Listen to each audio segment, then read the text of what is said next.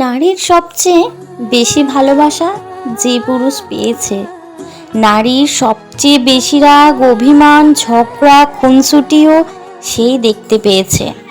নারীরা একটু এমনই, নারী যাকে সবচেয়ে বেশি ভালোবাসে তার ওপরেই বেশি অধিকার দেখায়, রাগ করে, ঝগড়া করে, অভিমান করে।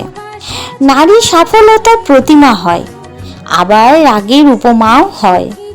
সব কিছু নির্ভর করে আপনার ওপর, আপনি তাকে কিভাবে ট্রিট করছেন সেটার উপর।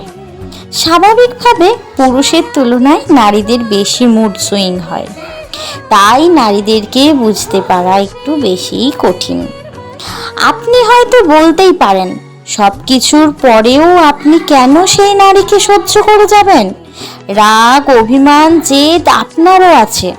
শক্তিমাতার বিচারেও তার যে সৃষ্টিকর্তা আপনাকে বেশি শক্তিশালী করে পাঠিয়েছেন। আপনি চাইলে সে শক্তি, রাগ, অভিমান, ক্ষমতা প্রয়োগ করতে পারেন। আবার চাইলেও তাকে ছোট্ট বাচ্চাদের মতো ট্রিট করতে পারেন। ক্ষমতার প্রলয় না দেখিয়ে ভালোবাসার চাদরে তাকে আবৃত করতে রাখতে পারেন, হয়ে উঠতে পারেন তার প্রিয়তম পুরুষ, সবচেয়ে নিরাপদ আশ্রয়।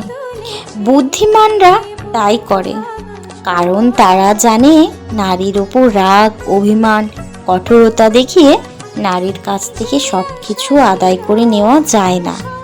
তবে ভালোবাসা দিয়ে নারীর কাছ থেকে পুরো পৃথিবী আদায় করে নেওয়া যায়। নারী এমনই হয়। তোমরা যদি এই কথাটার সাথে একমত থাকো তাহলে কমেন্ট বক্সে কমেন্ট করে জানিও, আর লাইক, কমেন্ট, শেয়ার করতে ভুলে যেও না।